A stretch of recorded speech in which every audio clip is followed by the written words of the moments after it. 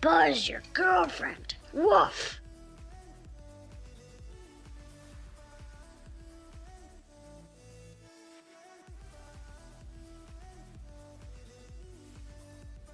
It's Friday.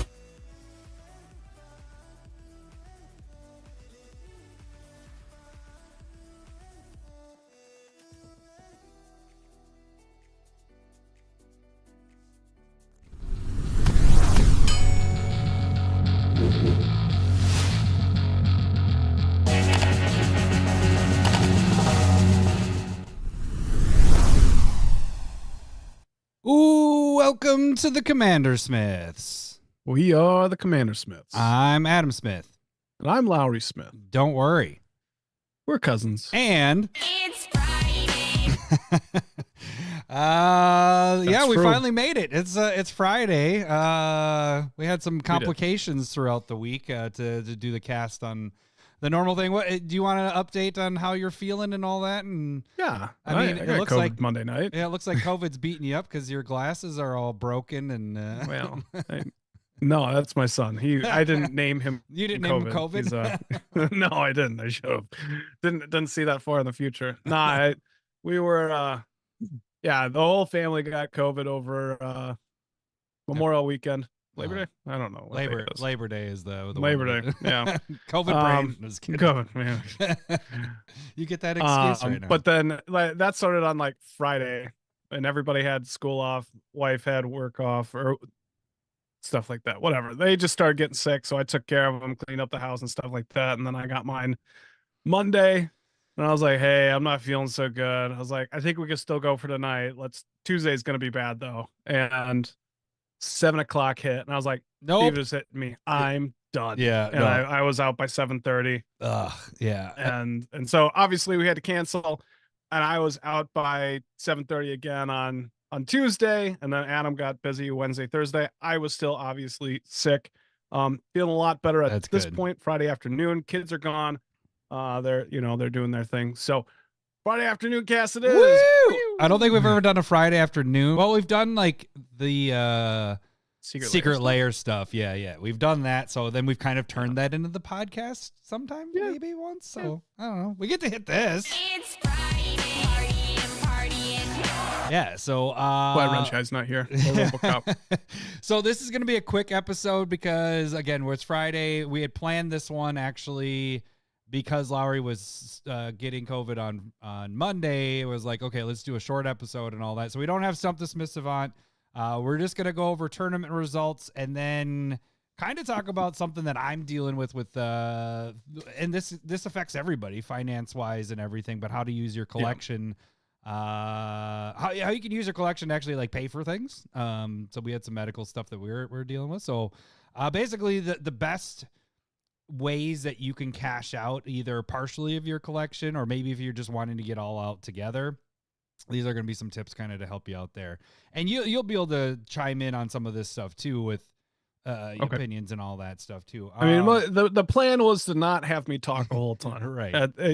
On Monday and Tuesday. But so it's Lowry. We'll see how much I have. I was gonna just going to ask questions and I'll put in my 2 cents. But normally, like, I personally am not looking for the money wise. I'm looking to turn that into magic cards. That's why I do the trading or the credit. And so you have started selling my cards. Right. So, but that has just started going into my pocket. Right. But that's what I was going to say is that's also the angle of this too. Like selling this doesn't mean like cashing out and like you can use it for cash out, but you can also use it for reinvestment because it's something that we've been doing all the time anyways. So this is kind of going to give you some tips on the best way to do that. Before we jump into that, I do want to mention, so we did go State Fair. State Fair was crazy twice. Both times we went this year were record-breaking days for that day. And the Sunday that we went last Sunday was the second most ever at the fair. And I can contest to that. It was insane. Like there was, so the total was 256,000 people there on Sunday. And then we actually, that's a lot. Yeah, it was like I've never seen it like that packed. I took tons of pictures, and the pictures didn't even do it justice. But anywhere that you were going, it didn't matter what you were getting for food wise. There was a line. Like it was just an insane line, and it was just sounds awful. Yeah. So we were really glad that we took the kids on Wednesday, and then Sunday was the adult day. Wednesday, actually, Tad joined us. And here's Nice.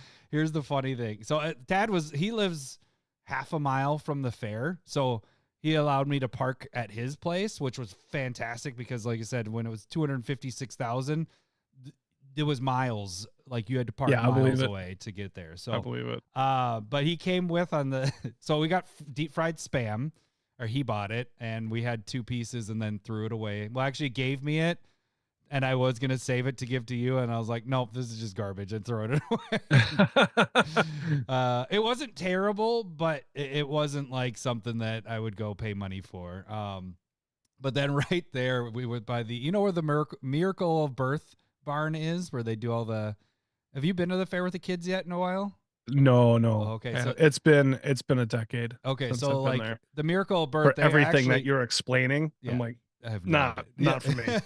So they have like, pigs having babies and cows. It's where they actually have birth animals there and all that. Yep.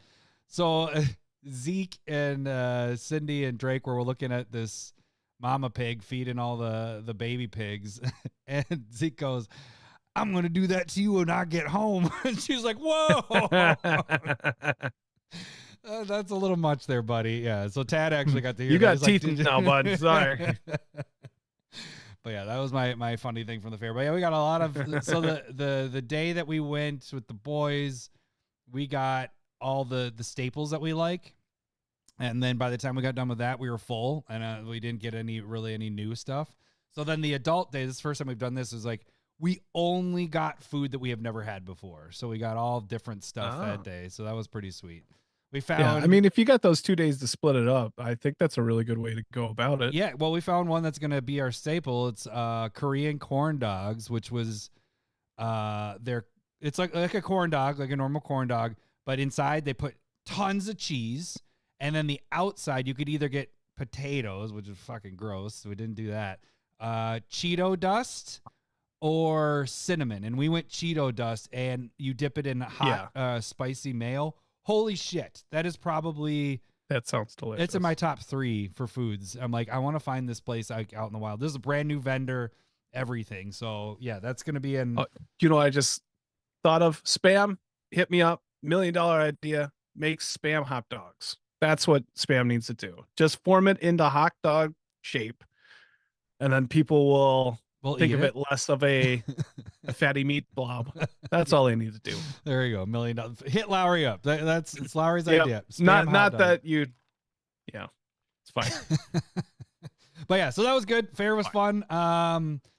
I think it's funny. But speaking of COVID, that I was at, like, we got done with the fair, and I was like, man, the fair is like, especially when we went on Sunday, I'm like, this is such a spreader. Like, I remember it was called the super spreader when COVID was really going, they didn't have it. Yeah. But really, like, think about it. You have 255,000 people all together, just crammed together. Even though it's outside, it's just like you're all together. Right. And then everybody goes back to school the next day or 2 days later. It's like the people that didn't go to the fair are now going to get COVID from the people that went. We didn't get it, knock on wood, at this point, but I'm like, this is how, like, Minnesota is the spreader of the United States, pretty much, because it's just like perfectly planned to. Well, everybody else's state fair sucks. So yeah, it is one of the top state fairs in the nation, and this year is. It is, better than Texas's. Yeah, so take that, Texas. I think we have more people per capita, at least. Well, they do a month. Like, that's kind of right. They do a full month as well. Well, it takes days. that long to drive to it from certain parts of Texas. So that's a good point. But I mean, Minnesota, like, we do it for a week, 12 days, 12 days, and we're only a little bit population wise behind their month long one as well. So. I mean, their state is much bigger than ours. Like, they have cities the size of population of our state.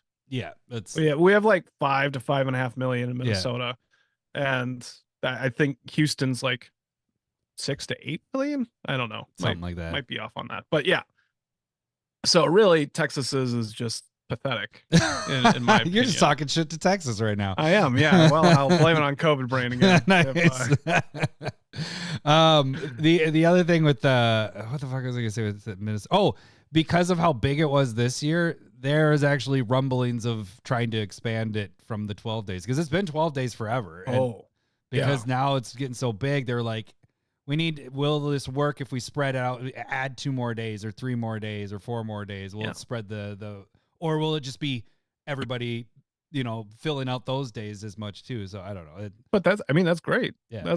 That's what you want. I mean, that's the whole point. Like, if you expand it, I thought it was expanding, like, land wise. I was like, I don't know how you're doing that. That was the other talk too, is taking over like some of the parking lot areas and turning those more into part of the fair, Yeah. But then you lose that parking. So it's like, right. Well, the parking was atrocious anyway. Right. So like, you just got to bus and public transit everybody in at that point. So it's interesting. Like this year, really, I think it broke the record overall for biggest attendance. I don't think it did. It didn't? Okay. I think it was second. Was it? Okay. It was close. Yeah, I was thinking, I'm like, it has to be really close. If you have 5 of the 12 days are all record-breaking days, it means you're pretty close to breaking the overall record. So yeah. But yeah. All right. So we're not gonna really dilly-dally too much. Just really quick, if you guys want to follow us and all that stuff, it helps us out. We're gonna be doing this Monday too, so they're just really gonna go quick into this. But you guys can become patrons. That's financially support us. Otherwise, make sure you guys watch us on YouTube. Watch our videos on there. You can also donate on the show. We'll figure out the Malort stuff. We just really haven't even thought of that at this point. We don't have to. Yeah, so we don't have to. We're not doing any of that today. I'm not even drinking. I'm drinking still my morning energy drink at this point. So I'm on water, but yeah. So I got my okay. So that is everything there. Oh, there was I do want to mention. I did finally get back to the proxies. Kind of took the summer off with that. So there is the proxy video. You guys can check out that of this past month. It also has a few of my boys doing the art and all that stuff. So it's kind of cool there. So check that out on YouTube, actually also on TikTok and Instagram. So we're all in those places. We're not on X anymore. I mean, we're just not. So don't even worry about it. So, all right, let's get to the tournament. Let me get my button here ready. And we're going to jump over to here. Actually, let me kind of show this one first. Okay. Ladies and gentlemen, welcome to the main event. All right, so this was our round 1. As you can see, we got all the matchups here of this week. Is there any of these that you think? Did you sneak a peek at all on any of the results of this? No, I've been dead for a week, man. Oh, okay. I don't know, when you're trapped in your bed, I decided to be scrolling and stuff wherewithal. Like that. All right, so let's actually get to some of these results here. So first up it's going to be in the backwards order, so we're going with the lower guys first. But our match 8, which was Minas Tirith against War Room, look at that blowout there. War Room takes it down 80%. I thought that would be a little bit closer, but War Room can go in I deck. did too. But 80-20 that's a legit blowout, especially at the mid 9-8. Yeah, I think War Room has a chance to go. That is a good one. Go further than go to the neck or go to the finals potentially. We'll see what the matchup is here in a little bit. The matchups, yeah. Match 7 was Plaza. Oh, so that was our first upset. Number 9 taking 8. Which is yeah, you're right. Not first overall, just first this week for upsets. Match 7 was Plaza of Heroes going against Alchemist Refuge, and it's kind of another blowout. Plaza of Heroes, it's understandable. Plaza of Heroes wins 74% of it. I would take Plaza of Heroes over Alchemist Refuge, even though Refuge was mine. But this is, I love Plaza of Heroes. And here's the thing that I'm seeing between the two without seeing further, but it seems like people are voting with what they would use more, and a colorless card versus color identity makes it tough. Like, what would I use? Like, you're going to use War Room more because it can fit into more decks than just a white card or a green and blue card. Right. So, that seems to be the case at this point. It might not stay because we have some color specific ones, and we'll get to. I those mean, in a there's sec. some of them are Right? really good. Yeah. So I'm just saying. All right. How do you think Plaza will do on the next? Well, we'll see. We'll get to the matchups. We'll here. see. Yeah. All right. So then we have, but this is also fitting in here what you're talking about. This Holy is another moly. upset. Atwara going against Field of the Dead. Number 6 Atwara going against number 11 Field of the Dead, and Field of the Dead takes it down 61%. Wow. Yeah, Atwara's out, and this fits in what you were just saying. Atwara's for blue, and Field of the Dead can go in basically any deck because it's colorless, and again takes it down. I am very surprised, especially at that percentage Yeah, of 61 61% to for 30. Field of the Dead. Like, wow. Yeah, so that one has a chance too, man. So mine are going down. Let's see. I have 0 that have moved on at this point. You have Oh my 3 goodness. that have moved on.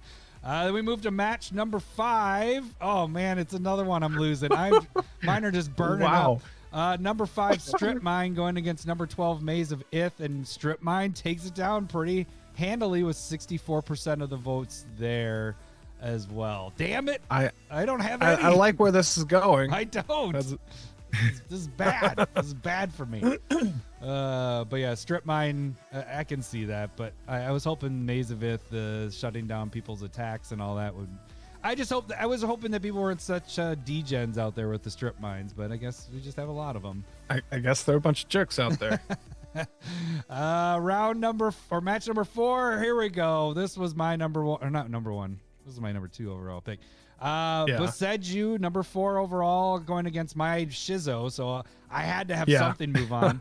But this is the biggest blowout so far. At 87% of the votes goes to Boseju, so Boseju moves on. But that makes sense, especially where it's seated as a number 4 versus a 20. Like, Shizo was appropriately picked, I would say, at that, and just yeah, and Boseju is a great card. Yeah, Boseju. I think this could have been my number 1 overall pick if I think this is that good of a card. So, match number 3 is Bajuka Bog going against Inventor's Fair. Another Lowry card moves on. Bajuka Bog, 68% of the vote kills Inventor's Fair. Now this doesn't go to with your narrative because Bajuka Bog's for black, Inventor's Fair's colorless. This is a like the most used land, I right, know. on EDH Rec? Or is it like top 3? This top 3. I knew it was top 3. Yep. So, but that's the weird thing. I had always thought that Bajuka Bog, like, I get why people like it. I'm talking shit about my own pick, by the way. But like, I'm just surprised at how often it's used, and it just might be that easy. But every time I've played it, it's either removing 2 cards, doing nothing, or I have to burn it early because I need my land. Right, that happens Like, to me a lot too. That just and I'm glad that it works for people out there, but it just doesn't work for me. All right, so then it's actually going to be match 1, I think, first. Yeah, because I had to delete something and add it. So match 1 is your Reliquary Tower going against Minimo. So it's you against you. And this one's actually pretty close, but number 1 overall pick takes it down. Reliquary Tower with 60% of the votes. Takes down number 16 Minimo. So this one makes sense. That makes a ton of sense. Yeah. And then the last matchup was Urza Saga going against Academy Ruins. It's a blowout. Urza Saga. Hashtag get the fuck out. Urza Saga takes it down 80% of the votes to number 15 Academy Ruins. All right. So that is the round 1. Let's check out where our standings are going to be, or where our next matchups are going to be. Okay, so we have Reliquary Tower going against War Room for our first matchup. How do you think that one's? Oh, that one's gonna be tough, man. I think that's really good. Yeah, I think that's a really good matchup. Yeah. I got to pick. I'll go with. What do I? Oh, man, looking at the next one, but Reliquary Tower, just because it is the most used. It's printed a ton. I guess I'm gonna have to go with that. Yeah, I play Reliquary more than I play War Room. Like, I think I have War Room in like 2 decks and Reliquaries in most decks because I draw a lot. You know, that's kind of our style of play. Yeah. So. I mean, like, I would use War Room more if I didn't play 3+ colors. Like, I think I only have like 2 or 3 decks that are just 2. I think it's perfect for colorless 1 and 2 color Yeah. decks. To whereas like, again, going with what I was saying at the beginning, like Reliquary Tower just works with more decks. Yep. And so that I think is the limiting part. Yep. All right, we'll move on to your side too. The Field of the Dead going against my Beseju, one of my one of 2 that I have that are left in this tournament. You have 6 left. I have 2. So Field of the Dead against That's Beseju.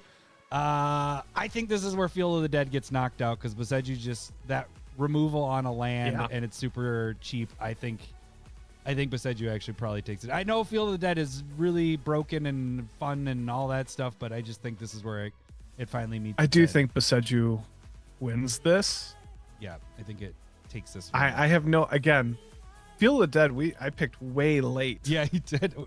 Apparently. Yeah, But and it was the one I'm that was surprised gonna that pick after, and you fucking did it beforehand. That and Minimo, and those both got.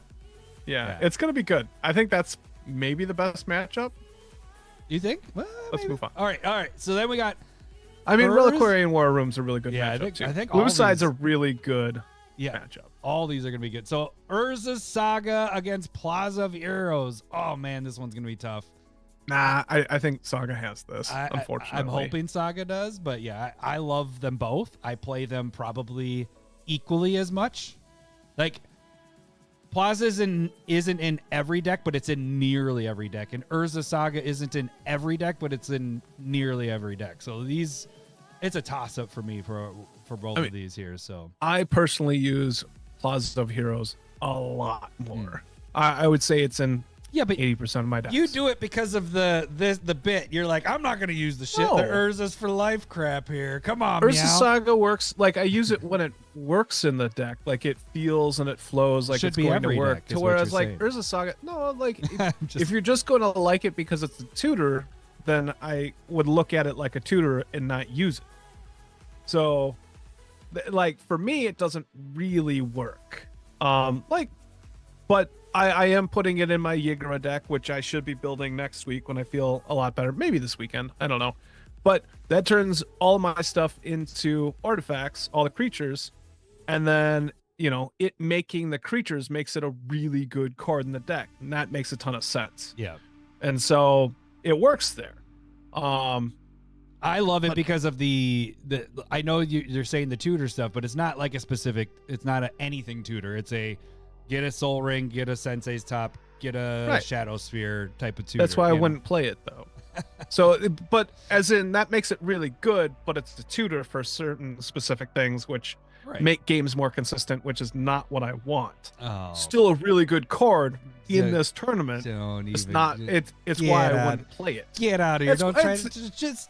You won't play it because of the bet. Don't even go there. Don't do the tutor stuff. It's the bet. That's what it is. You're such a liar.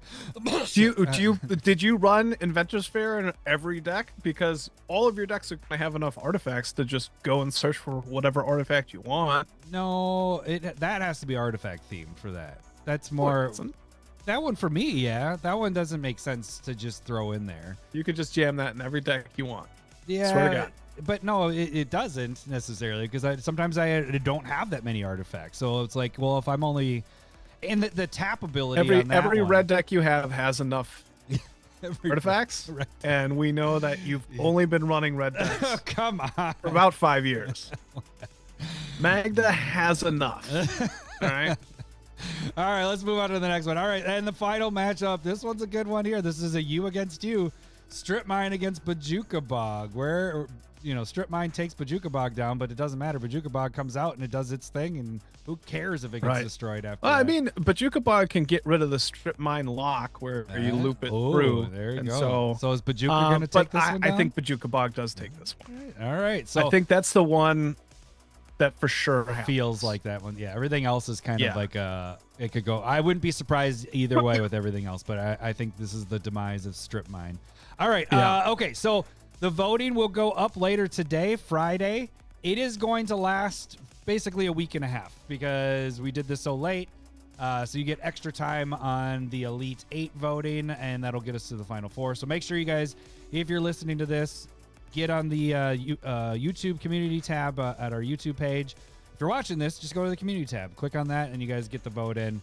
We'll announce the results in 2 weeks. So, all right, let's get to our main topic here.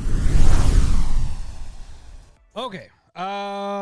So what kind of sprung this idea is one, life kind of fucking hits you sometimes, and like Lowry's getting hit with COVID. But financially wise, sometimes you might need to dip into your magic cards and find some funds there, which is kind of the nice thing. So this I also wanted to point out was like, yeah, this is a game that is awesome to play, but you can also use this as, a reserve if you need to get stuff paid for or whatever. So we had some medical expenses over the summer.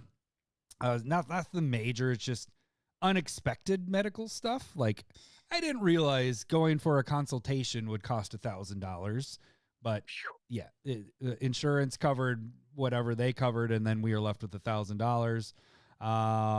Just some other backgrounds of like, we started the business, switched the business from Florida to Minnesota of the vacation stuff. And in that year, we've had some expenses with that. And so credit card and all that. So we're like, all right, we need to get some money here just to pay things off. And so what I started doing was going through and my collection of stuff and selling things.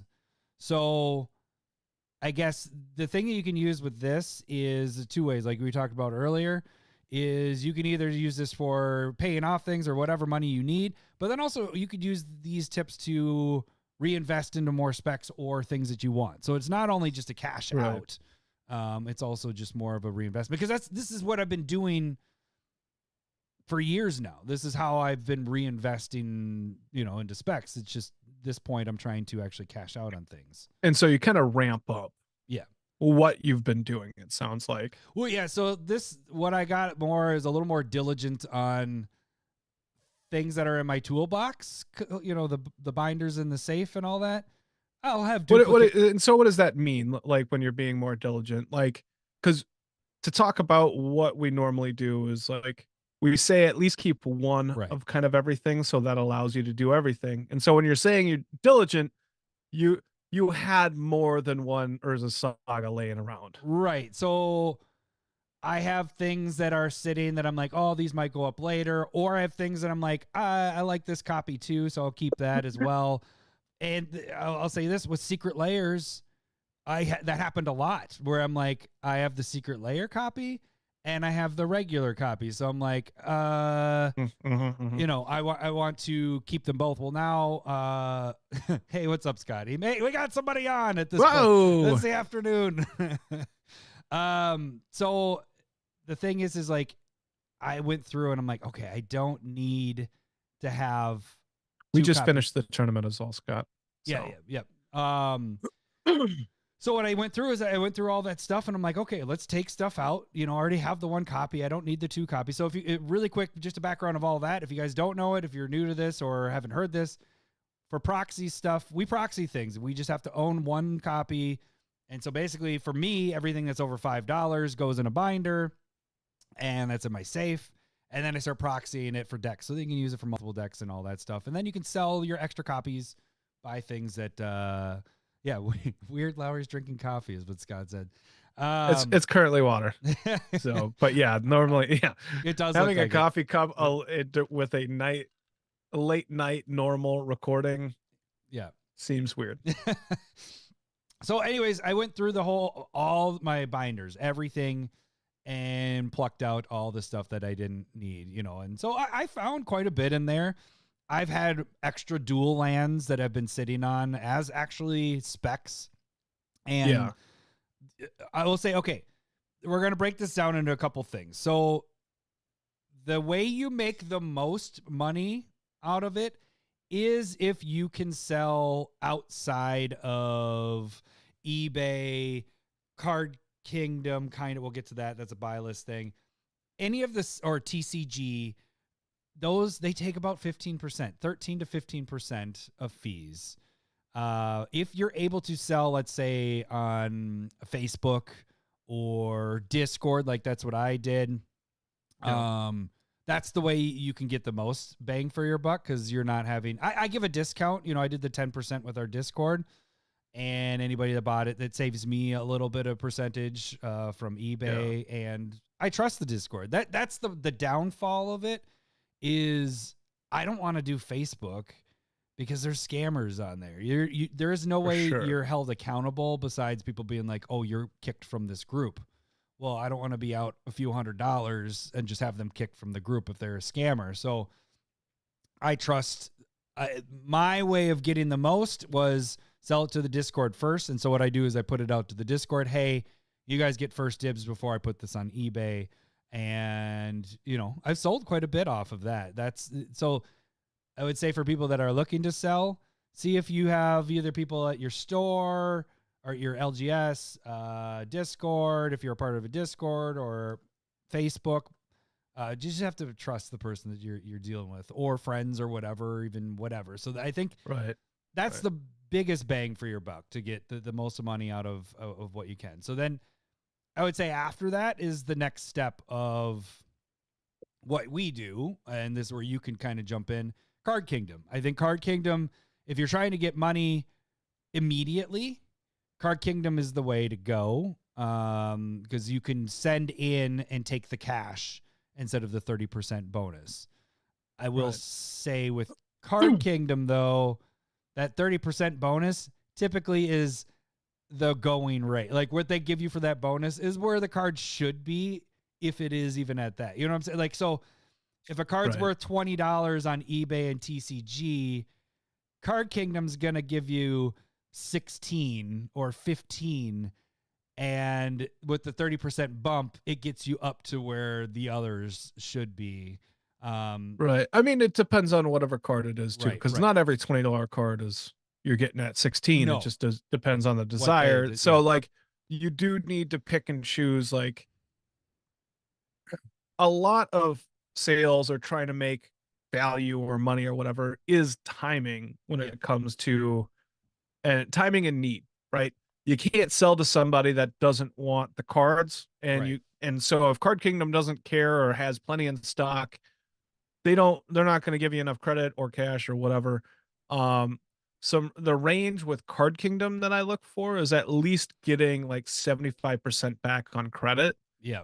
But if you're trying to go for cash, you got to look for your percentages, and just going like, I also don't try and even look up if it's under $1. I don't care. Like, I'm not doing that. That's too much work, too tedious. You know what I mean? And I think that's kind of what we've said for basically anything. Like, in trading, if it's under $1, I don't even enter it. Like, there's no point. And so you want to, I don't like the 50%, like you're saying, when you're talking eBay or probably TCG player, that's not something that we're familiar with, or Card Sphere, which I am. I don't send out under 75% for the most part. And you should be able to get that on eBay, especially if it's a valuable card. Right. So be cognizant of what you're sending in and how much you're sending it in for, and you can choose a couple of places. Yeah. So typically, what I was gonna say is, what I do is I have like Card Kingdom up and eBay up to, like, okay, how much is this? How much are they going to give me for this card at CK? How much are they going to give me, or how much can I get on eBay? Now the thing is I mentioned this before when we've talked about kind of selling it. We've hit this topic a couple times, but not kind of like this necessarily. But if CK is close to what eBay is, if it's a couple dollars, I'll do it, because the thing is eBay, and we'll get to eBay in a second, it doesn't, even if you have the lowest price, doesn't mean the card's going to sell. It's like you're saying, it's demand and who's going to actually buy it. You're also competing with TCG. So Card Kingdom, it's for sure they're taking it. Now you do have to worry about the grading stuff, which that's a whole nother thing with them. Like, I think part of their thing is knocking a couple things down. Just there's certain things, but also that when part of what we're talking about is speed. So you're talking about some debts that were incurred, and you want to work at getting rid of that, and having cash in hand is more important than waiting. the timing part. Mm-hmm.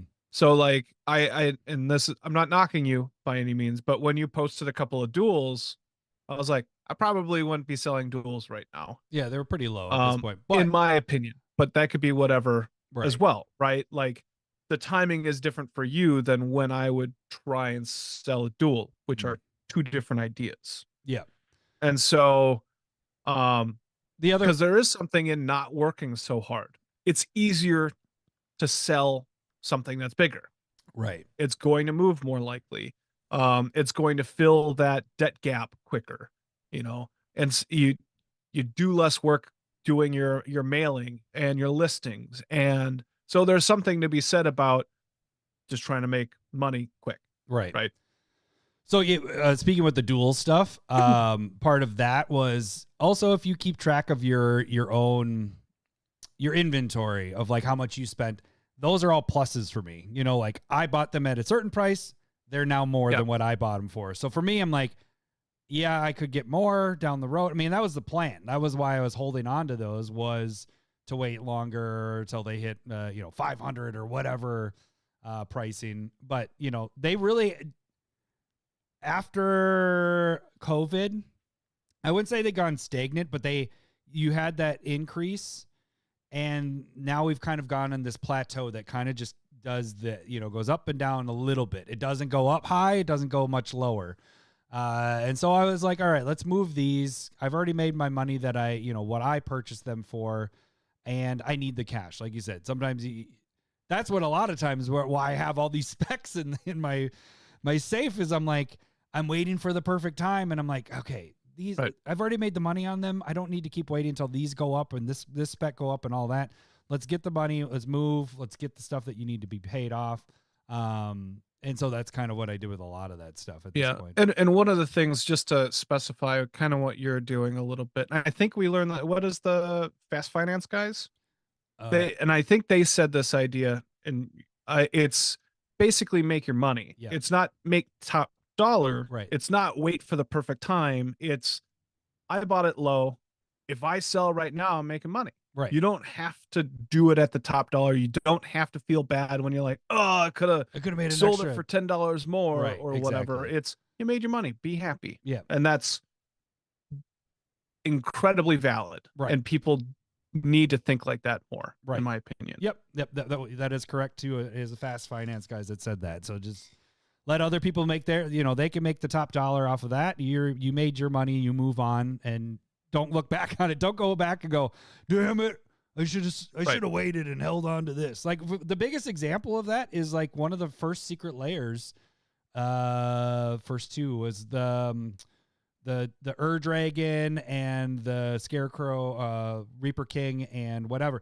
I sold those dragons. I bought like 10 of those each. I sold those dragons for an awesome profit. That was one of the, it was early on, so we didn't know what was going to happen. Man, looking back on it, I could have made 5 times the amount, but I made my money and I moved on. I put that into more specs, and since then it's blossomed into this thing. So it's like, let somebody else make the rest of that money. Anyways, okay, so Card Kingdom. Go ahead. Nope, go ahead. No. I was gonna say something that didn't matter. Oh, go ahead. Say this something that doesn't matter. While you're looking? No, I'm just trying to like basically, like, because that's the other thing is some people go, oh, that person's gonna make money, and maybe they just make value or unrealized gains. It just doesn't matter what they do. Yeah. Right. Don't worry about what other people are doing when it comes to your finances, unless you like the big thing is just the takeaway for me is make your money. Right. Like, and I can go there's a ton of stuff where I buy something, I try and buy stuff if I'm speccing at $1 or less, which is a lot different than what you're doing, especially with the secret layers and stuff like that. And so if I'm like, if I know the card, if I feel like the card can be a $5 card, I'm fine shipping it at 2 or 3. Mm-hmm. And now if I feel like it can be a $10 or $15 card, I'm happy shipping it around 8. Mm-hmm. And that's just where I know that I want to make my money. And again, the other thing is we're talking like I'm talking more about balance at this point, but like I have a card that I'm doing some Card Kingdom credit stuff right now, and it's a $6 card. Or no, it's a $10 card, and CK wants to give me is okay giving me $6 in credit. And I'm like, all right, That's I got 8 of this card, and generally that's a 60% get back. yeah. And I'm going, I don't normally like that, but I spent a little bit more. I think I spent like $1.50 when I purchased them. So you're already making your money right there. Yeah. Right, right. And so what I go is I'm making my money, and what I do is I make sure that I just make my money back. I'm at least breaking even. Right. I feel like the card can get more, or I can get more for the CK, or I can try and trade it away a little bit more. And I go, I'm sending in half. I make some money. I have stuff left over. You know, those are Yeah. the decisions that you need to make. Right. But those are all like not every rule. I think that's one set. I think I sent in 4 cards out of the 100 that I'm sending. I made that exception for those cards. Yeah. And so, you got to make those choices too. Would you normally be sending or you Card Kingdom those or Yeah. Card Sphere Yep. those? I mean, normally that's what you're kind of waiting on. They were on there, and nobody's really requested them. I think, you know what, I'm wrong now that I'm thinking about it. Like where I bought it at, they were just a bunch of fucking bulks. It's Sadistic Glee, which is like a common. That's the other thing too, is rarity. I'm like, this could be reprinted at any time and just Right. tank the price. And so I was like, at least get some value out of what's going on.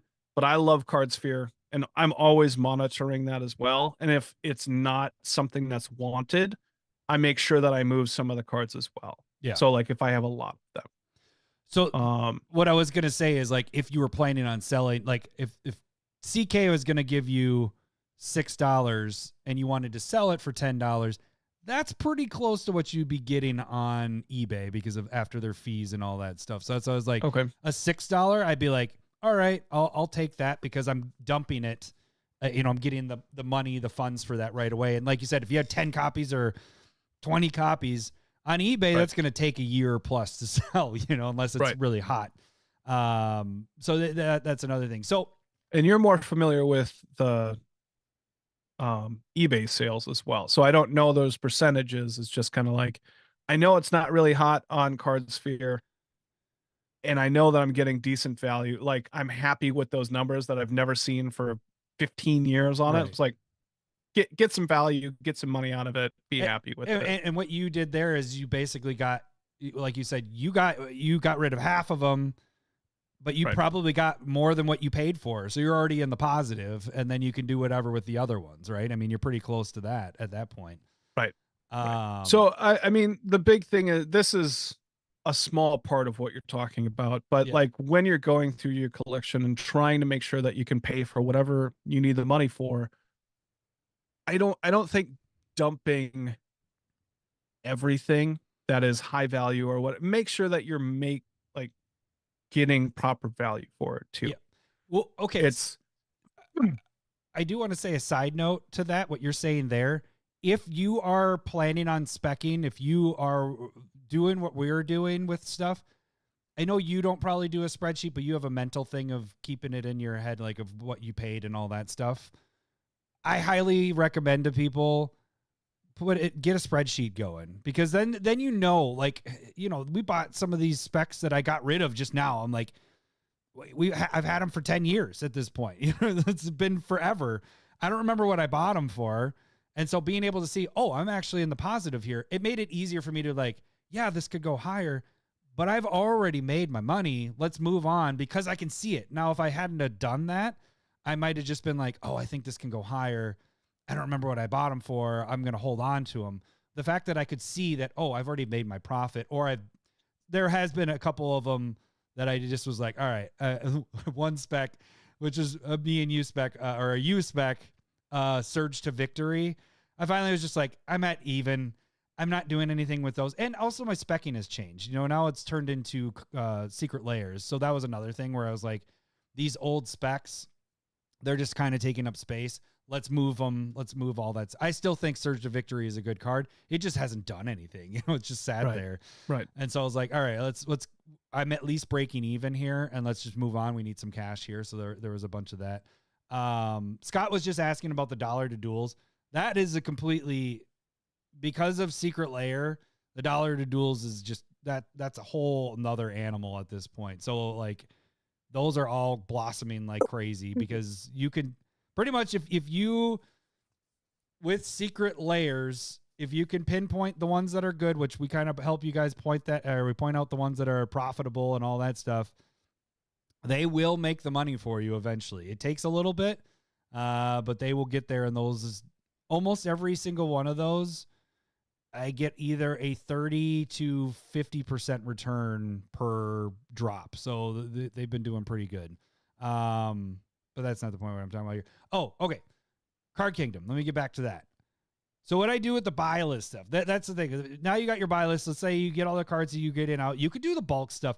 What I did, Lowry, and this is one thing I was going to give you kind of an idea. We've done the pre-cons and we do the value and is it worth it? So I did the Modern Horizons 3 ones. That was the last ones we bought. I just went through all those, and I know you're saying under $1 you weren't putting in. Those were easier because I just had the decks there. And they're in the same category, so there's no sorting. And I went through, and anything that they were going to take that felt decent, and I compared pricing, I sent it. And I made, so we spent, what, was it 140 for those decks? 100, something like that, right? I don't recall, yeah. 100, it was between 120 and 160. I don't remember where we were. I think it was 160. Okay. I am sending in $120 worth of buy list to them. Might have been 200, I think. Where are they? I think it was 50. Oh, okay. So they're selling for 60, and I think. So I'm sending in 120 of all cards that are under $5. Like I'm just sending in all the bulk stuff that I already have tons of copies of. Plenty of. Yeah. So and it's easy for me because all I'm doing is when Card Kingdom, they make you sort it, but it's by set. And so they're all in the same set. So it's just easy, just alphabetizing them, and then it's all good to go. So there, like that's an easy thing right there. But typically, like you said, I'm on bulky stuff. I will send in at 25 to 50 cent stuff too. If I have a lot of copies of it, if it's onesie twosies here, that's a little more difficult because you're sending a lot of cards. But then what do you do with Card Kingdom when you actually send in stuff? Like you can either take the cash, which is the 30% hit. You don't get as much back, or you take the card or the credit. So what you could do there is one, you can, if you're not looking to cash out, you can use it to buy cards that you need, or you can buy sealed stuff, which is nice. If you're looking to try to get the most money out of it, what you want to do is Card Kingdom also is known for having higher prices compared to TCG and stuff like that. But you want to compare pricing on certain things and figure out maybe either cards that are hot or cards that are underpriced. From what I've done, Modern Horizons 2, the fetch lands were underpriced for a bit there, so I went in on those. Not right now. So you went with the idea of trying to make cash, and then you still did credit for a bunch of small, bulky cards. Is this what we're saying? You mean what I sent in is what you're saying? And essentially you're turning it into the fetches that you're talking about? Right. Either fetches. The other thing was the Lord of the Rings stuff is hot right now. Like those are the things that I was picking those up. And like I picked up Cabal Coffers. Just give you an example. I did this with my tattoo guys stuff. So this is why this is really fresh in my head, because I've already been doing this for months, trying to get him the most amount of money out of his stuff. I was sending in his bulky stuff for credit and then buying stuff that I thought was underpriced. So Cabal Coffers, the Lord of the Rings one, I got those for $30 a piece in foil, and I'm now selling them for $40. You know, I only had to wait a month before they got up to the price where I figured they would be at. By the time I got them, I listed them, I sold one immediately for $40. So I already made $10 off of that, knowing things, what is underpriced and kind of what the hotness is. The Lord of the Rings, I think, is a good target to go after because they're not going to print that anymore. So if you get things, and that's why the poster arts are going crazy. I don't know if I'd go after those because people have already targeted those. But the Yeah. other Agreed. things I just did the Great Hen. So I'm giving my secrets away of what I'm about to do anyway. So people Yeah. don't buy everything up, please. But I mean, to circle back to what we already talked about is Card Kingdom credit is a really good way to consolidate where the value is. Mhm. And so if you take the credit and turn around and buy something that those 20 cards could get into one or two, then that makes it a lot easier to sell. Right. It's more likely to sell because it's more desirable to buy, and Mhm. that's why the price is that high. And so you're kind of making it easier on yourself when Right. you consolidate where that goes.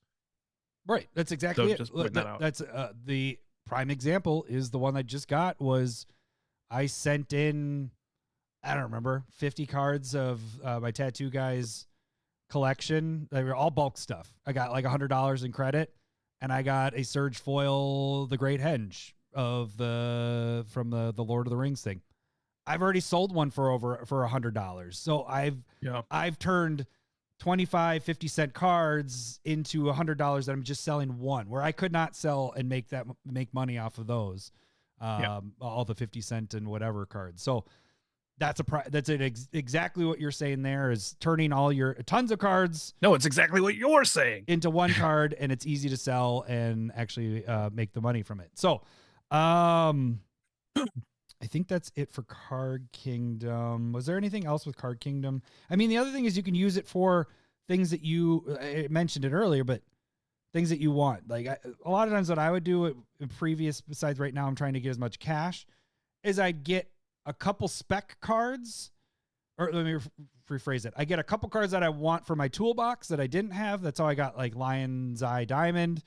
And then I use the rest for specs. Like it'll be spec money that I send in.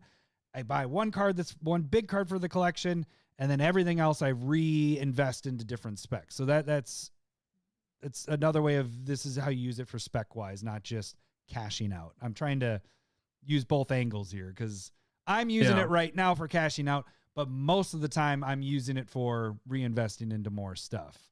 I'll plug CardSphere real quick. Yep. This is not a service. I love the trading aspect of it, and so you send cards out and you get credit for it within that account, and then people send you cards. If you don't know what CardSphere is, I love it. But also they do have a cash option. And I believe you have to be $100 or more within your account.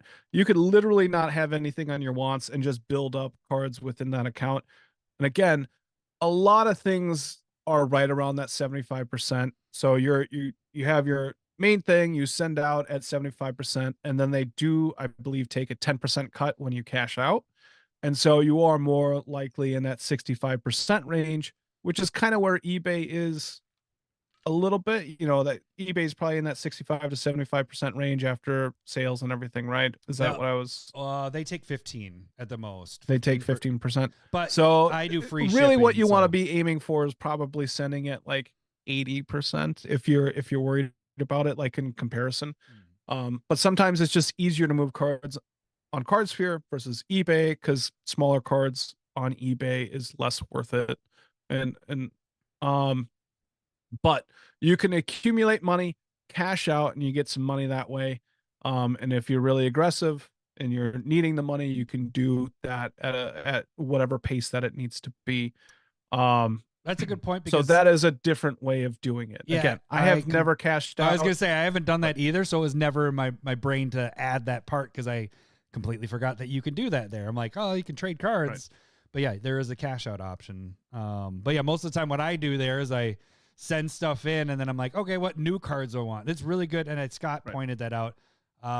It's really good at getting new cards from CardSphere. Like when new sets come out, if you put them on your wants and you have credit, you're going to probably get those immediately. So it happens pretty quick. Anything within the year really happens. Well, 6 months. I'll give it 6 months. But I mean, at the same time, like why you're doing, like you can adjust what you're doing. So right now I generally never have any credit in there unless like I do it. I'm sending out $40. That should happen within the next week. And then people will just send me that. And then I go down to zero and then do it again. And why I trade and credit and do all that stuff is to get more different cards, different versions of it.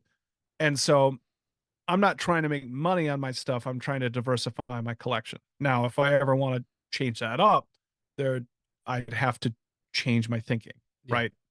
Um and so and that's what you're doing. Even though you do eBay, you are changing the way that you're thinking on how you want to be doing your sales. Yeah. You are trying to be more aggressive. You're putting more stuff out there. You're finding cards that people are more likely to buy. You are finding cards that you have extras of, even though you have 1, 2, 3 of them. But we are trying to advise, try and always keep one for your collection. Right. I even do that when I know I'm going to take a loss. Like I know this card's on a spike. I know I can get really good value on it because it doesn't always work the way that you think it does. Right. Right. It doesn't always go down. Right. Yep. And That is a good so- point. I do the exact same thing. I'm like, I know this card's probably going to go down, but I'm keeping it because I need the one for my collection. I always want the one for the collection. It's just what is ingrained in our brains at this point. But Right. but it is And- what you're saying. Like, what if that card doesn't go down? What if it doesn't follow the pattern what you think it should be? It doesn't always do what you think it's going to do, and now you Yep. just sold it, and then you don't have the one for your collection anymore. So yeah. But speaking of how change things, time matters, and so all this stuff, it does take time. It is a little bit of a commitment of going through your collection, but you're probably already doing that anyways. But that's why I've kind of shifted away from how we spec before, and it's really over the past, since Secret Layer, I've changed it. It's easier for me just to purchase Secret Layers as my specs, and that's pretty much where I put my money.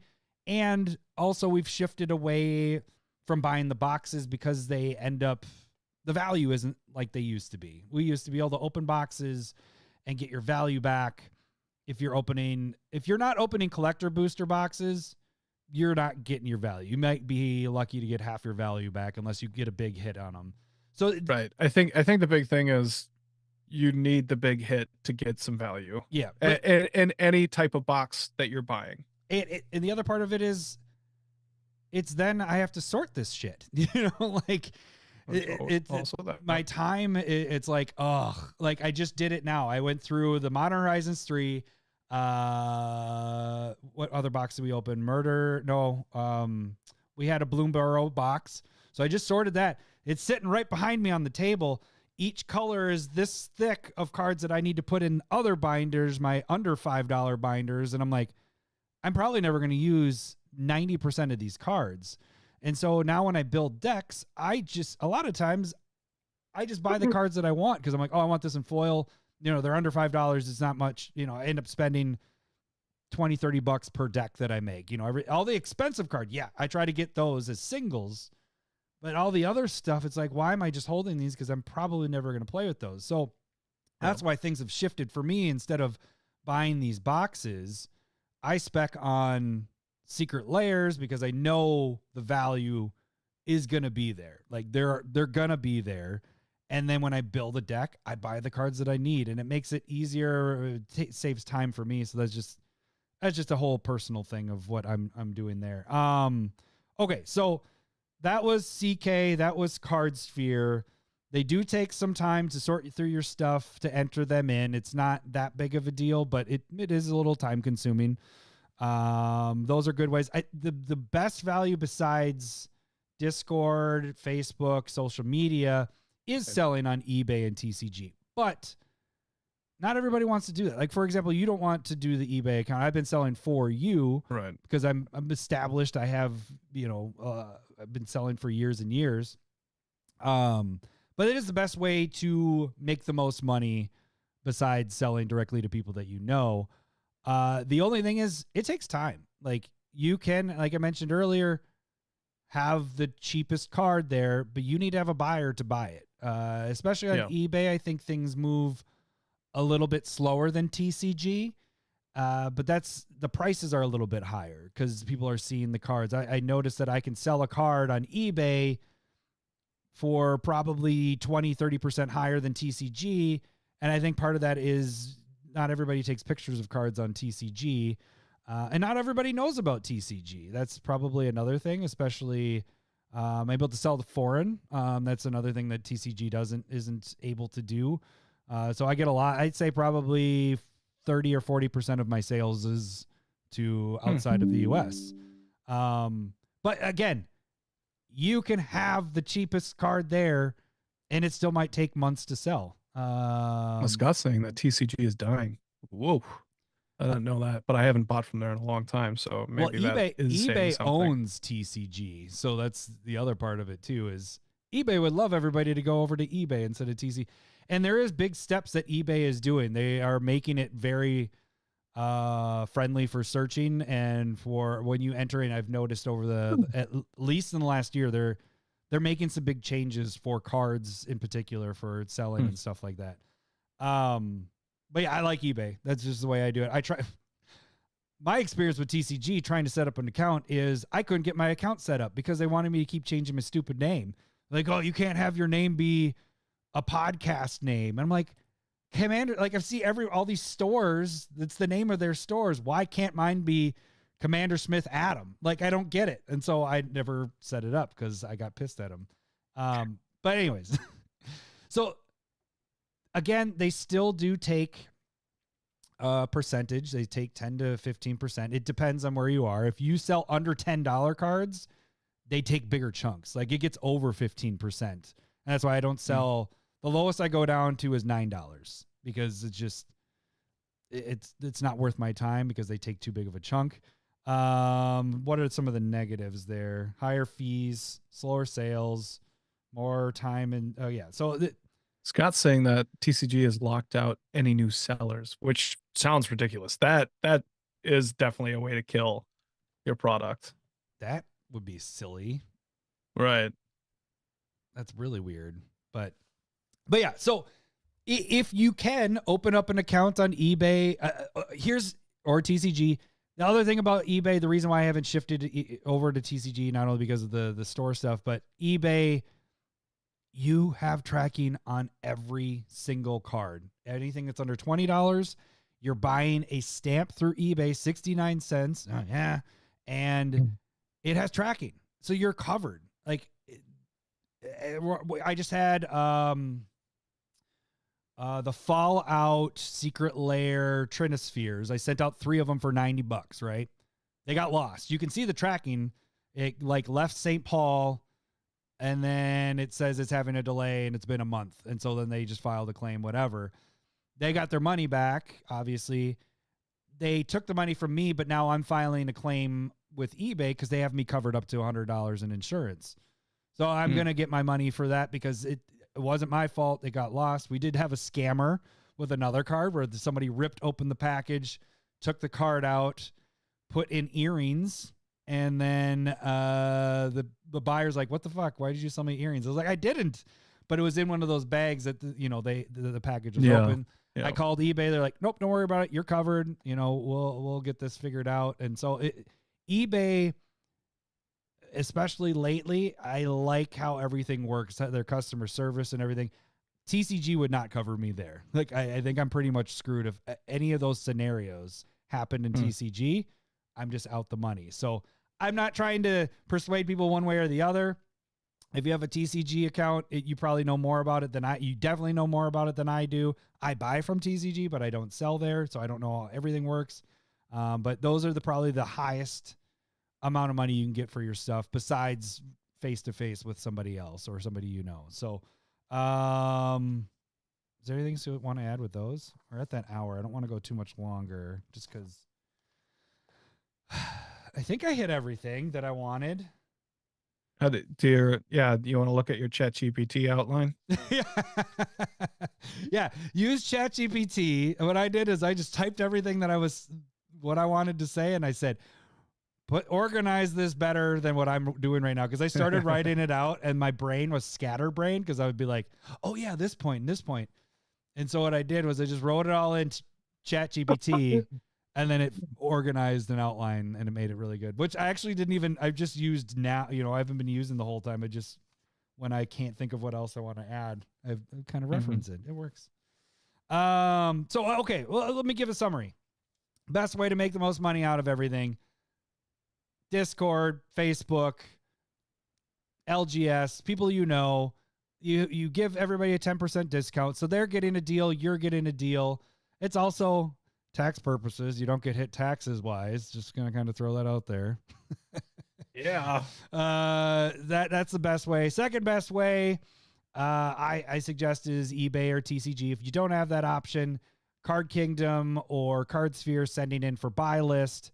You can do the cash out if you need the money right away. Otherwise, the best way to make the most amount of money is find things that you think are underpriced or priced right, or that could go up. Like I mentioned, the fetches from MH2, Lord of the Rings stuff, because that's only going to go up if you get the right stuff. If you want some specs to go after, you can message me or whatever, and or Lowry would have a good idea of that too. But yeah, those are you get that. It takes time, but you can make the most amount of money off of that.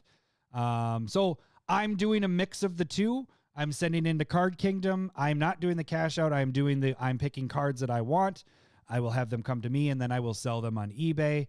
I am also doing, obviously, eBay, but I'm also doing the selling on the Discord. So I have 3 different angles that I'm going with. But I give the Discord an opportunity to get stuff if they want first before it hits eBay. So it's kind of a nice thing. It's a win-win for everybody. So that's kind of where we're at. So yeah.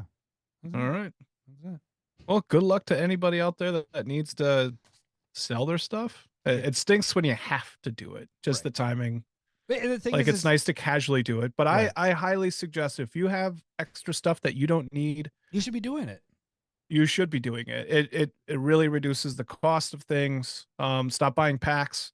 And Plus, it gets those cards that you aren't going to use in circulation so other people can use them. They're just sitting rotting on your shelf. Especially if you do the proxy angle with owning one copy. I know, don't get me wrong. Like, I put this on Discord. I'm not financially in trouble with stuff. It's just I don't like having debt, and I want these things gone. And so, like you said, I could wait on the duels longer and wait till they go, but I'm like, I want this debt gone. Like, I don't want this here. I don't want to have this medical bill or medical bills. Let's get these out of here. Okay. That's going back to what I said in the beginning. It's kind of nice to have this hobby that's really fun to play. But that you can actually cash out. You can't do that with a board game. Like, I couldn't take this board game. I mean, unless it's one of those games that go up in value. I don't know how the board gaming community works, but you can't take that, play it for years, and then be like, all right, I need some money here. Let's sell this for this. I'd like to sell my Scotland Yard for $30. So you can't do that with anything else, really. I mean, you can do that with collector cards. Like, you do the Pokemon cards. It's doing the same thing, Yu-Gi-Oh! Or whatever. But you can't do that with baseball cards necessarily. It's just a collection. You're not playing them. They are going up, Correct.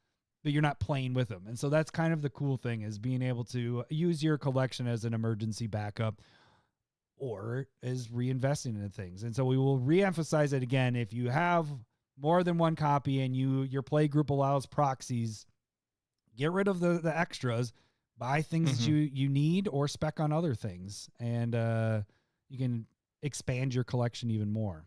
So if you guys have any other ways that you would like, or that you do of selling things or moving things, I'd like to hear that in the comments. I'd love to hear that, because maybe it's something I haven't thought of, that maybe I look at that angle. So we'll hit this. I was going to talk about grading cards, but that could be a whole nother topic. I think that can be its own. Yeah. So that was something I just did for the first time. Yeah. So I'm trying to see where they ended. Maybe Monday?